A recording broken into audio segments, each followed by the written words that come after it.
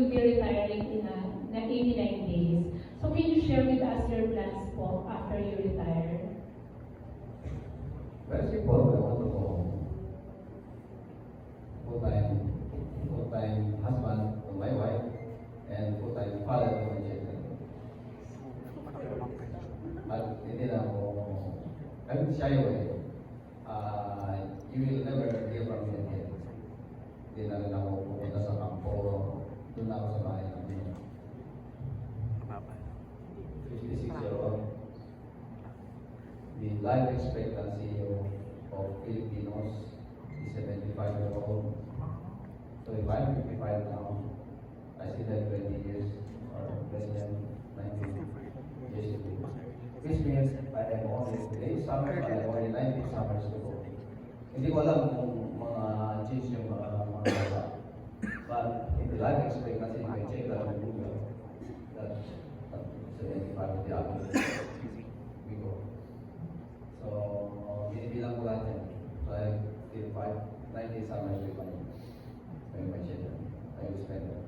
So you're not considering any government or cabinet position right With now? all honesty, no. And you don't also have any plans to run for any position in the next election? That's not my cup of tea. Ang magulo na dyan sa politika, so ayaw kong magdagdag pa ng maguluhan ko. Yan sa tanong nila. Anyway, good luck, sir, and thank you for your answers. Thank you. Thank you so much, the sexiness Janice Navidas. Ito na natin isang kaganda, programa ng Republika, Sleep at the Heart. Hi, good evening po. Following the docu-film yung sa MTV po, ano yung parang purpose or ano po, what do you intend to do with the song? Kung yung movie ginagamit niyo po sa, pinapadala sa mga festivals, ito po, para saan? Ano po yung purpose? Kayo po, artist. Kasi nung umiikot kami, mga police, especially yung mga asawa, nakaka-relate sa music. So, ang kaya, last year pa ito natapos matagal kami, we've been talking about this na doing the releases until na it came to a point na ang sinabi niya ate, iiwan ko na kayo yung OST sa mga police. So, yun yung ibig sabihin, sir, ayusin ito. Kasi we did this for the movie. Tapos, ito mahirap pala, no? Kaya ayusin mo ang step, ayusin mo lahat. So, natapos natin yung 2025. Pero pag i-release mo pala sa ibang mga channels and brands, diba? Sa ibang handlers, kailangan mo pang study. Like, we are now in Spotify. We are now in YouTube Music. And sa Pop Movie House na YouTube, nandun na din yung MTV. So, it's like, sa mga nakarinig kanina, naka-LS daw.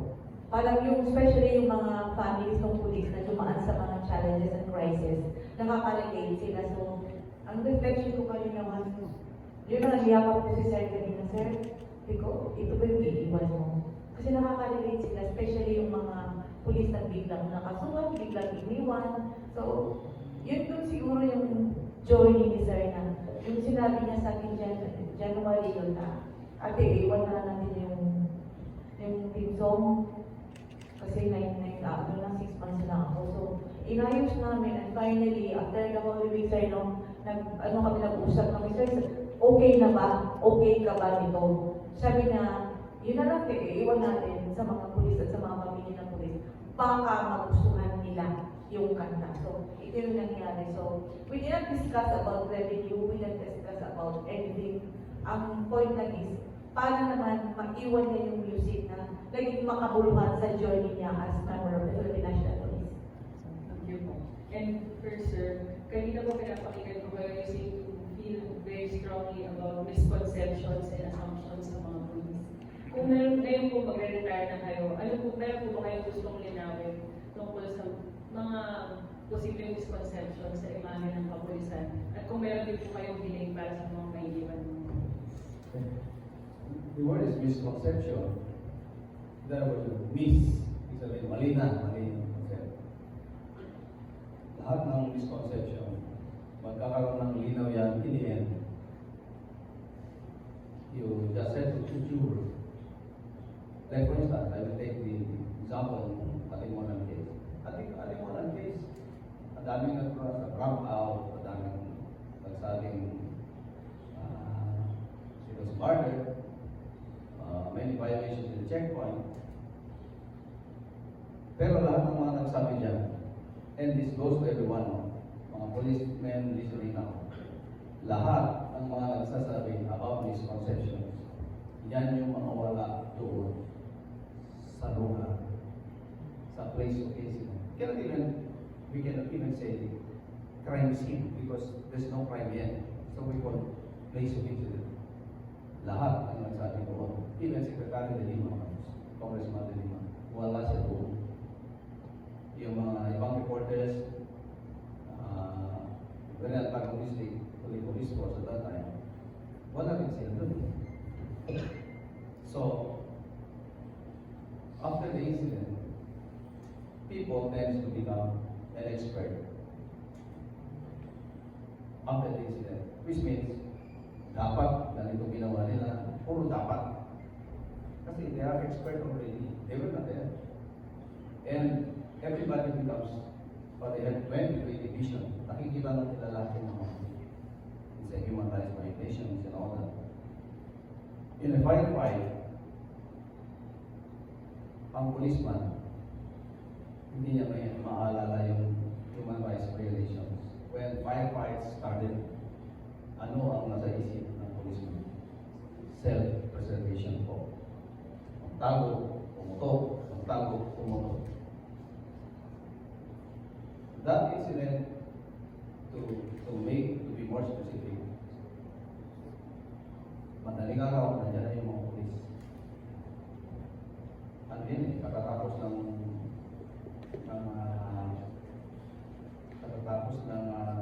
New Year. So nakabakasyon. 50% of the police force nakabakasyon. Mga policemen hindi ang bakasyon.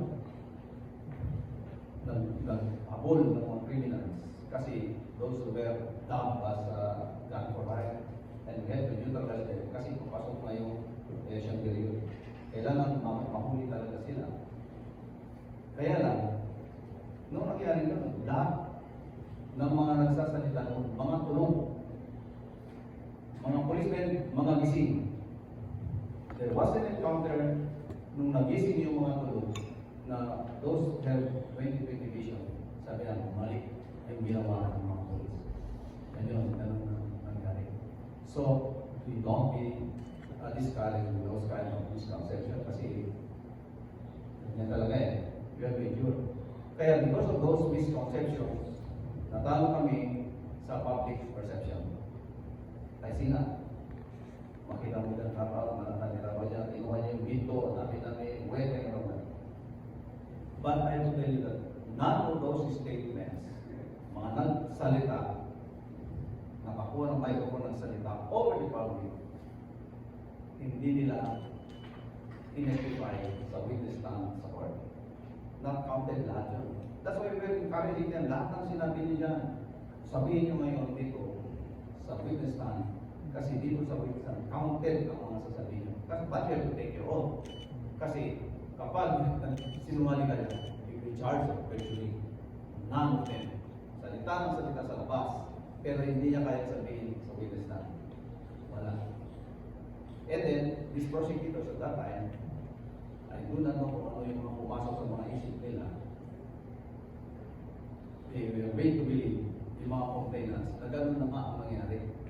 So, my heart goes with those complainants, wives of the suspects, neutralized in that particular firefight. Kasi naniwala sila eh, na ganito pinatay yung marami ng and eventually, they can substantiate those allegations kasi wala naman talaga. Kasi nga, you made mention of the word misconception. So, that's it. Kaya, ang solusyon sa misconception is the word endure. You have to endure. It's what we endure. of these days, will be exonerated. Kasi walang deficient na evidence. They try to delay it. You know, sa batas, ang petition for bail should be summary in nature. Dapat na, 3 months lang yun, 6 months lang. Why it has to be 4.5 years? Bakit? Kasi wala na evidence eh. Pero you keep on prolonging this stay quarantine sa loob ng tulungan. Napapaya na kayo eh. Pero be-injured eh. Ganyan talaga, very injured. Kaya, I told my men, you have to brace yourselves. You go to jail. Papasok tayo sa kulungan. Pero, lalabas tayo. Lahat. Nobody will be left behind. Lahat tayo lalabas sa kulungan. Thank you so much. Thank you so much. Okay, well, Kate at the heart. Next time from N25, si Sir Cesar. My question po is goes to our men po. Ano po yung masasabi ninyo na pinaka-fulfilling na bahagi ng pagiging isang police? Rather, partners po. Anyone din lang, sir? Unahin natin si Captain Wendell. Captain, anong pinaka-fulfilling part na rin dyan?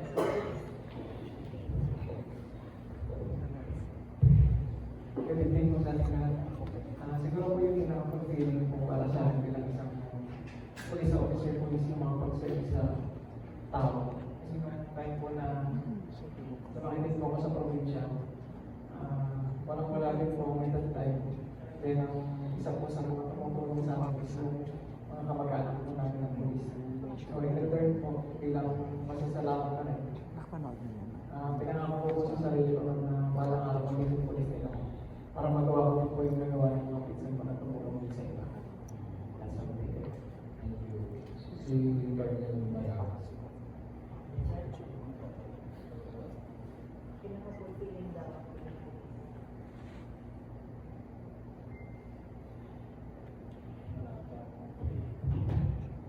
Ano yung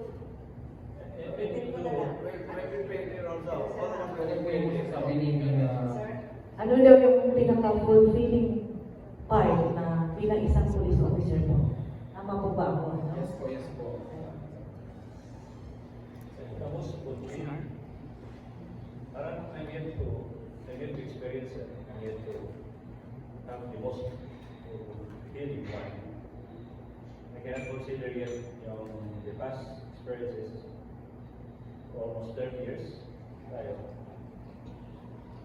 Parang wala pa yung most. But what? As of today, Bali yung tinitreasure nyo po na sa sarili ninyo po na kumbaga ito yung naging point ng sa career nyo bilang police. can I a bit rephrase? Can I say maybe the happiest for me? When I was able to go home to my family alive during the Marawi, I think that's the most for me now. Because I almost died there, and when I embraced my kids, when I got home, then I was able to see my child in a uniform. That's I think the most thankful for me. Kasi I accepted myself na patay na ako eh. I died there in Marawi, but with the miracle of God, nakauwi ako ng buhay. And I was able to embrace my children. Kaya, but I made a promise then, nasa hospital ako na, I will come back if you will give me another chance to live. So, bumalik ako after hugging my children. So, that experience, yung moment was emotional, na hinag ko yung anak ko. Yan for me, I cannot even still bear it in me, yung moment na yan. Because that's what I prayed when I was almost dying. I submitted myself then to God. Nung binuhay niya ako, wish granted that I was able to have my kids. Ay bumalik ako to fulfill also my promise to God. So, if you are talking about emotion, yun yung pinaka-peak of my emotion regarding to the service. Thank you, sir. So, Colonel Batisto. It was fulfilling sa isa po sa Philippines. Ang samahan namin ni General Malanda is that yung pagkakaibigan, respetuhan, pagmamahal sa pamilya at higit sa lahat, pagmamahal sa kanila. Sinabi ko doon sa pelikula niya, visit me not once, but twice. Yan ang pagsasamahan ng isang kaibigan. Sa hirap at ginhawa, meron kang isang taga-suporta, meron kang isang kaibigan na piling sandalan, na piling tumulong sa iyo, at siya yun. Kaya, yung pelikulang ito is that it will resonate to those who are willing to become police officers, at the same time, those who are police officers to establish friendship, respetuhan sa bawat isa, at higit sa lahat, pagmamahal sa pamilya, and pagmamahal sa kanya. Thank you po. Add-on ko lang ha, itong tatlo is class 98 ko balikan. Magka-classmates nila. Kaya yung friendship nila nag-ugal sa Calete days nila. So, 98 silang tatlo. Si Captain Pinungan, ano yung kasal? 2020. So, saka si Lieutenant Colonel Rabino is the younger. So, yung mga younger. Si Captain Pinungan was young. Colonel Calixto. Si Lieutenant Colonel Rabino is the young son. Pero itong tatlo, class 98 sila. So, yung friendship nila, kaya nung nagtatanong kami, bakit siya? Kasi yan, ito yung, may magsamahan pa. So ito yung siguro yung pinaka, as a journalist, nakikita ko yung bridging ng life nila, yung bonding, at saka yung paano yung isip yung isa't isa, yun yung learning ko din sa kanila. So naintindihan sila na. Thank you po, ma'am. May next question is in connection with Dr. po. May bahagi po ba ng kwento na mahirap sa publiko or i-email? May nahirapan po ba na isama? May part pa sa kwento. So far naman, because when I started writing it, nakabase lahat sa court documents. So naging safe zone. Yung may mga portion lang talaga, yung may mga admission siya, na hindi po pwede, yung mga operations. Kasi si Sir graduate ng KGP, di ba? Graduate siya ng mga intelligence, yun na hindi pwede ilabas. Ang daming pictures, no? Ang daming pictures sa international intelligence communities, may mga awards siya sa other countries. Hindi siya pwede ilabas kasi confidential. Tsaka may, sa operations niya, those who were written, mga bloggers, sa mga accomplishment reports, nandun sa story. Except yung siguro may mga confidential sila, which confidential, yun yung wala. Yung mga high-level operations na naging part ng blogger, nandun. And in connection ng po, bali, as I'm director, ipagpapatuloy mo ba itong sinimulan ng mga task?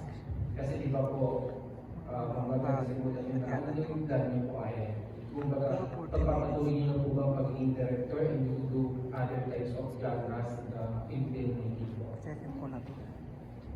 Second video. Yung nanalo na kami, sabi ko, sir, ano to?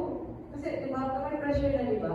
So, when we went to MDRCB, di pa rin sinabi ni General Parsandala, sabi niya, kung mga kapatid, sabi na to ni Ana naman, nagdagamit ng ABS, sabi ko, mga kapatid, bibigyan lang ang sumusulat ng document sa Pilipinas.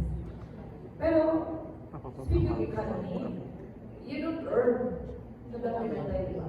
Kami na yung nakatiyatri ka na security letters, di ba? Kami na yung nakaikot, pero maybe may iniisip si Sir Den kasi nung may meeting siya with Interpol, yung sa USAID, on sexual abuse, exploitation against children. Baka yun yung kinukonsider namin. Oo, documented. It's a worldwide phenomenon, diba? Naging threat na rin sa mga bata, especially sa community. So, kinukonsider siya, but not at this point in time kasi kailangan ng mga malalim na research. Ipitin lang po namin si Sir Marandan baka yun po ang pwede subukan pag after the retirement. Producing po. Hindi, part din siya ng ano eh. si Sir Hansel is, lahat po ng journey ni Chapa, part siya, except na hindi siya nakikialam sa script. Hindi siya. Nagagalit siya na, bakit di ba pag pelikula? Dapat may script. Sabi ko lang script eh. Kasi kaya kung nakita niyo yung movie, yung mga reaction niya, napaka-natural kasi nag-aaway din kami. So, ewan ko sir, Nag-produce po ba kayo? mag-produce ka lang ng pelikula. After After retirement. Siya naman yung producer. Ano lang ako dyan? I can be support. Mag-support lang ako in my the best way I could. That's not my cup of tea. Thank you so much, Ms. Cesar. Tawagin natin si Ms. Anna Serrazzo from ABS-CBN. Hello po, good evening. General, ano bang after retirement, ano yung gusto mo makita siguro pagbabago or impact, influence sa kapulisan? It's happening now. Nangyayari na yung pagbabago, but on some isolated cases, mga issues about police work, but those are isolated cases. Alam naman ninyo ngayon, na-involve ang mga police force sa sexual harassment and all that. So, I will leave that behind kasi iba-iba eh. We had the short conference sa PNPA kasi we have the issue at PNPA also. So I told them at the age of 18, the practice form, you will never change or hardly will change. Kaya, ang marami na kami mga suggestions, may mga input na rin ako dyan na way to strengthen the recruitment, selection and training of the police force. And the background investigation should be a continuing process. Dapat, istriktuhan, bigyan ng budget yan. Kasi, garbage in, is garbage out. Pag garbage pumasok sa police force, hindi yan kayang i-correct ng 6 months. Pag PNC o 6 months ang training yan. At hindi rin kayang i-correct ng 4 years sa PNP. No. Dapat tama na yung breeding, tama na yung demeanors, tama na yung character pag pumasok. We can only polish so much. Pero hindi yung big blows na i-polish, no? Hindi naman yun. Kaya, yan na yung tinitignan ng CPP and SIO himself. Kaya ang mantra ng PNP na yun, and it becomes a way of life now. Bagong PNP para sa bagong Pilipinas. Sa vision of this, dapat we always say because that becomes a mantra and it becomes a way of life. Thank you. Last question na lang sa inyo, General Colonel. Dun sa Senator ng Chapa, ano yung pinaka-tumagos sa inyo na videos or parang medyo na siguro tumatak lang sa inyo or nagustuhan nyo na tingnan?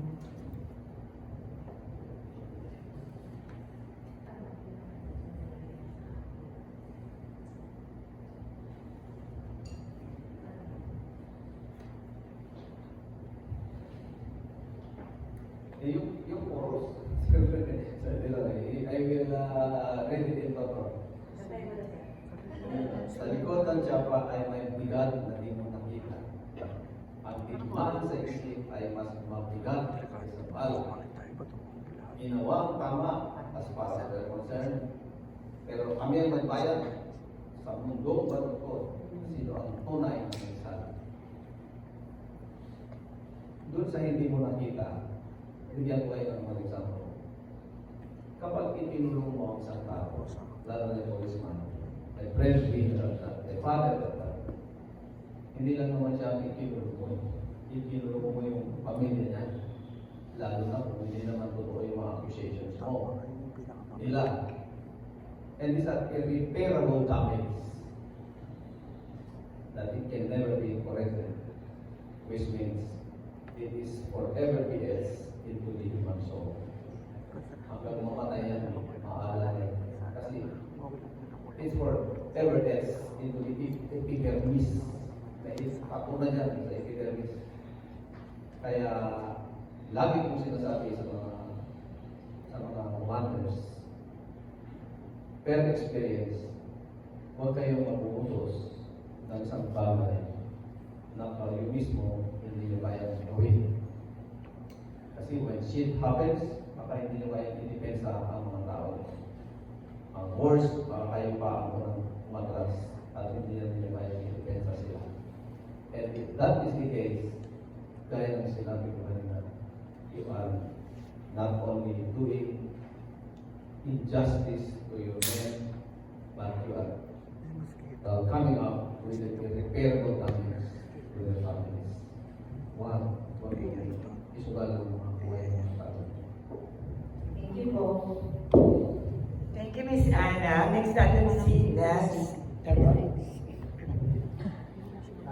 For Ma'am Nikita po, sa nung mga pinadala po siya sa mga festivals, ano po yung mga naging reception nila ng mga nakapasok? Nung unang showing, like sa Dhaka, yung Dhaka parang naiyak ako. Kasi hindi ko na-expect na pulis pala yung nanonood. Yung parang, so you're the director of TS. You know what? It happens to us. So yung nakaka-relate sila sa journey ng Filipino police officers. Nung nasa kami, nasa South Africa, December. That was 3 days after binaril yung police colonel na nag-investigate ng corruption. Tapos nung the 4th day, kami nag-screening sa academy. Yung paglabas ko, sabi niya, can you show that to the people of Johannesburg? Sabi ko, this is just for critiquing of the academy of the Free Foundation, Free Journalism Foundation sa South Africa. Nakaka-relate sila, sabi nila, it happens to us. So meaning, the acts and the scenes which they went through are also experienced by other police officers in other countries. So there is no monopoly of injustice. There is no monopoly of pain and sacrifices for police officers and their families. It's a universal feeling. Kaya yung lumalabas. So yung, sa Dhaka, sabi ko na sa team, sabi ko, Nelson yun, una tayo. Ikil pa yung away, sabi ng no, you stay, wala na, tapos yung slot namin. You have to go home. Tapos sabi, hintay mo na, sabi ko, ilan rin po, kakapagod na eh. And then pala, hindi namin alam din. Then nung awarding na lumapit yung isang general na retired, sabi niya, I watch your documentary. Thank you so much, sir. Sabi niya, you know what? It happens here. Now, it happens here. So that was the time palang kasagsagan ng preparation for the presidential elections ng Bangladesh. Kasi we were in January, February 4, February 12, yung election. Kaya relate yung mga police officers. So there's no such thing as the monopoly of pain and sacrifices for the police officers. It's universal. There's no such thing as parang nangyayari lang ito sa Pilipinas. It's universal. Yun yung nakikita ko na dapat makita yun, no? Kasi they're government public servants for that matter. But there's an institutional injustice of which hindi lang sa Pilipinas. So maraming pa. So yun yung naging relativity ng situation ng Philippine National Police and the Bengali Police and the South African Police. So pare-pareho lang tayo. Nung ginagawa niyo po ba yung